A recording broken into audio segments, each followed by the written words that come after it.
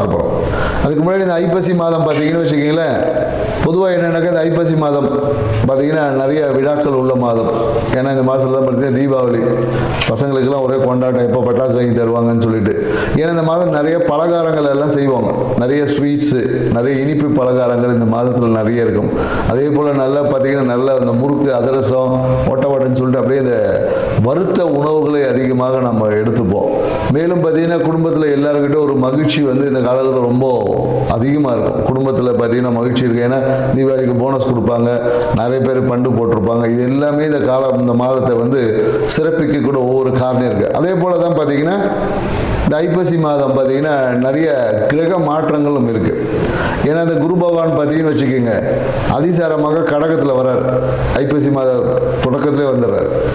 மேலும் பார்த்தீங்கன்னா புதன் பகவான் பார்த்தீங்கன்னு வச்சுக்கோங்க, இந்த ஐப்பசி மாதத்தில் பார்த்தீங்கன்னா விருட்சகத்துக்கு போகிறார், துலாத்துலேருந்து விருட்சகத்துக்கு போகிறார். மேலும் செவ்வாய் பகவானும் பார்த்தீங்கன்னா இந்த மாதம் துலா ராசியிலேருந்து விருட்சகத்தில் போய் ஆட்சியாக உட்காரப்படுறார். மேலும் பார்த்தீங்கன்னு வச்சுக்கோங்க, சுக்கிர பகவானோட பயிற்சியும் இருக்குது. ஏன்னா சுக்கிர பகவான் பார்த்தீங்கன்னா நவம்பர் 2ஆம் தேதி பார்த்தீங்கன்னா கன்னியிலேருந்து துலாத்துக்கு வர்றாரு ஆட்சியாக. ஸோ மேலும் பார்த்தீங்கன்னா சூரிய பகவான் பார்த்தீங்கன்னா ஐப்பசி மாதம் எப்போதும் துலா ராசியில் இருப்பார். ஏன்னா துலா ராசியில் பார்த்தீங்கன்னா சூரிய பகவான் நீசம்.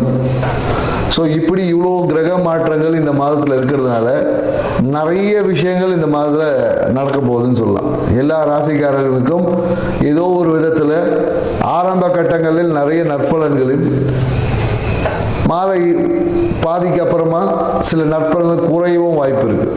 சில ராசிக்காரர்கள் பார்த்தீங்கன்னா ஆரம்ப கட்டத்தில் நற்பலன்கள் கொஞ்சம் கம்மியாக இருக்கும். ஒரு மாத நடுவில் அப்புறமா பார்த்தீங்கன்னு வச்சுக்கோங்க, பாதிக்கு மேலே பார்த்தீங்கன்னா நற்பலன்கள் அதிகமாக கிடைக்கக்கூடிய வாய்ப்புகள் எல்லாமே இருக்குது. பொதுவாக இந்த தீபாவளிக்கு பார்த்தீங்கன்னா நம்ம யம தீபம் ஏற்றுவோம். ஏன் இந்த யம தீபம் ஏற்றணும் அப்படின்றதுக்கெல்லாம் நிறைய விளக்கங்கள் இருக்குது. ஏன்னா யம தீபம் ஏற்றி இந்த மாதத்தில் பார்த்தீங்கன்னா காலையில் தீபாவளிக்கு காலையில் சுட சுட மட்டன் சாப்பிட்றது, நல்லா காலையில் கறி சாப்பிட்றது, மேலும் கங்காஸ்தானங்கள் காலையில் விடிய காலையில் கங்காஸ்தானம் செய்வோம். ஸோ இந்த மாதிரி நிறைய நிகழ்வு எல்லாமே இந்த மாதத்தில் இருக்கும். இந்த மாதத்தில் இதெல்லாம் ஏன் செய்யணும் அப்படின்ற ஒரு இருக்குது. ஏன்னா இதுக்கு ஆன்மீகத்தில் நிறைய விஷயங்கள் சொல்லியிருப்பாங்க. ஏன்னா நரகாசுரனை வதம் பண்ணதுனால நம்ம அதை கொண்டாடுறோம் அப்படின்னு சொல்கிறாங்க. இங்கே நரகம் என்னாவே என்ன சொல்லுவோம்னா, நம்ம இருட்டு, குளிர்ச்சி, இது ரெண்டு தான் நரகம். ஏன்னா இருட்டில் தான் பார்த்தீங்கன்னா பயம் இருக்கும். ஏன்னா நரகத்தில் பயம் இருக்கும் இல்லையா, சொல்லியிருப்பாங்க எண்ணெய் கட்டாசியில் போட்டு வறுப்பாங்கன்னு சொல்லி, அந்த பயம். அதே போல் குளிர்ச்சியில் பார்த்தீங்கன்னு வச்சுக்கோங்க, நமக்கு உடம்பு நடுங்கி நம்மளுடைய ஒரு ரொம்ப சோம்பலாக இருக்கும். ஏன்னா இந்த ஐப்பசி மாதத்துக்கு அப்புறம் பார்த்தீங்கன்னா இருட்டோட தன்மை அதிகமாக இருக்கும், பகலோட தன்மைகள் குறையும். வெப்பத்தோட தன்மையில் காற்றுலேயே பார்த்தீங்கன்னா ஒரு சில்லு காற்றடிக்கும். காற்றுல பார்த்தீங்கன்னா குளிர்ச்சி, ஈரப்பதம் அதிகமாக இருக்கும். ஸோ அப்போ இந்த விஷயங்களை, ஏன்னா இது எல்லாமே பருவகால மாற்றம், பருவகால மாற்றங்களுக்கு ஏற்றாப்படி நம்மளுடைய வாழ்க்கை முறையில் சில மாற்றங்களை செய்து கொண்டால் நம்ம வாழ்க்கை சிறப்பாக இருக்கும். அப்படின்றதுனால தான் சில நிகழ்வுகளை அந்த பருவகால மாற்றத்தின் தொடக்கத்தில் நம்ம செய்வோம். ஏன்னா நம்ம தீபாவளி அன்றைக்கி கங்காஸ்தானம் குளிச்சிடுவோம், அதோட கிடையாது. கங்காஸ்தானம் அதுக்கப்புறம் பார்த்தீங்கன்னா நைட்டு எல்லாம் 10 மணிக்கு 11 மணிக்கு சில பேர் சாயந்தரம் தான் குளிக்கிறாங்க. ஸோ அப்போ என்னென்ன இந்த காலகட்டத்தில் கங்காஸ்தானம் என்பதுக்கு குளிக்கணும், சுடு தண்ணியில் குளிக்கணும். ஏன்னா கங்காஸ்தானம்னாவே சுடு தண்ணியில் குளிக்கிறது தான்.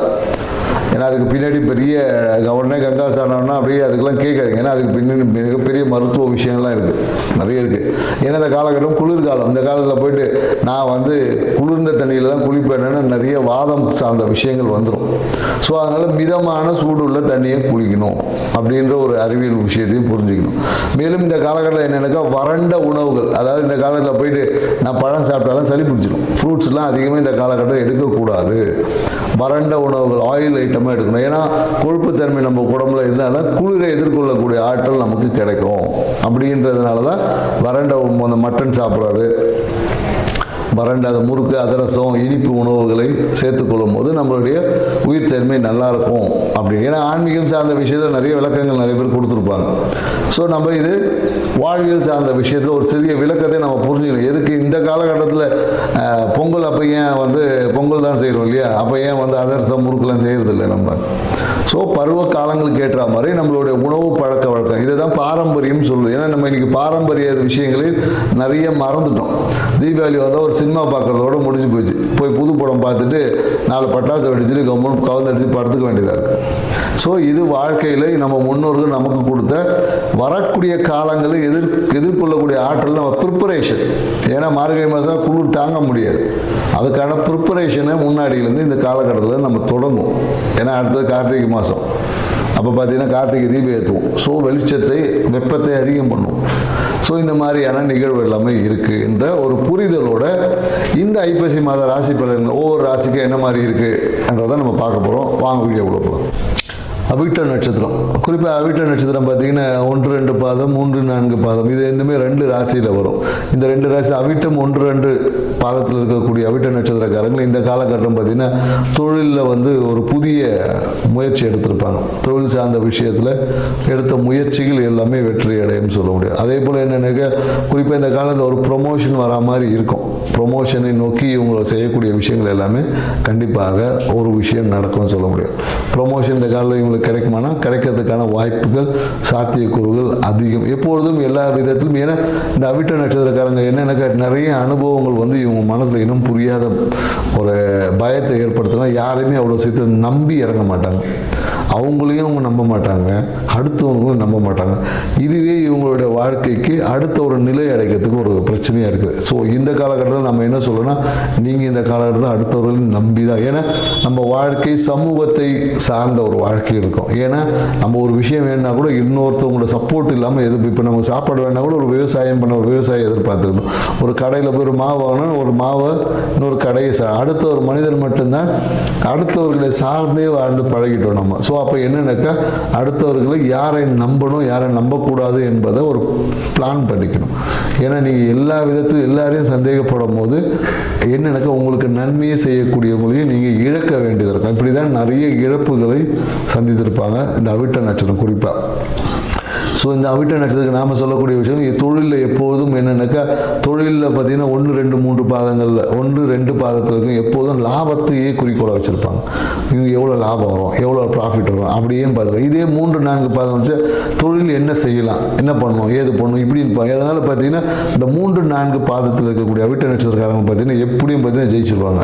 1, 2 பாதத்தில் இருக்கவங்க பார்த்தீங்கன்னா எப்போதும் கேள்வி கேட்டு எனக்கு எவ்வளோ கிடைக்குன்னு கேட்டு கடைசி வரையும் கேட்டுகிட்டே இருப்பாங்க. அதோட முயற்சி செய்வது கிடையாது. ஸோ ஆனால் 3, 4 பாதத்தில் பார்த்தீங்கன்னா எடுத்த முயற்சிகளை அடித்து தும்சம் பண்ணி ஜெயிச்சிருவாங்க. இந்த காலங்களில் என்னென்னாக்கா முயற்சிகளில் சிறிய தடைகள் வரும். அந்த தடையை தகர்த்தெறியதுக்கு நீங்கள் என்ன விநாயகருக்கு ஒரு சிதறத்தங்க உடைச்சிட்டு போயிட்டே இருக்கு. ஏன்னா சட்ட ரீதியான விஷயங்களில் கொஞ்சம் கரெக்டாக இருக்கணும். ஏன்னா சட்டத்தை நம்ம கையில் எடுக்கக்கூடாது. ஏன்னா சட்டம் சார்ந்த விஷயத்தில் அதோட ரூல்ஸ் அண்ட் ரெகுலேஷன் பிரகாரம் செய்யும் போது நீங்கள் எதிர்பார்த்த அந்த தொழிலில் இருக்கும். அதே போல் என்னென்னா தொழிலில் குறிப்பாக 3, 4 பாதம் இருக்கிறவங்க இந்த தம்பி தங்கையோட சேர்ந்து பார்ட்னர்ஷிப் செய்கிறது இவங்களுக்கு ஏற்புடையதாக இருக்காது. அதை செஞ்சாங்கன்னா தொழில் அடுத்த ஒரு நிலைக்கு போகாது. ஆரம்பத்தில் அப்படியே தடையாக நிற்கும். ஸோ அதனால் இந்த காலகட்டம் புதிய தொழில் முயற்சிகளை செய்யக்கூடிய ஒரு காலகட்டமாக இருக்குது. ஆனால் சிறிய தடைக்கு அப்புறம் வெற்றி என்பது உறுதியாக சொல்லணும்.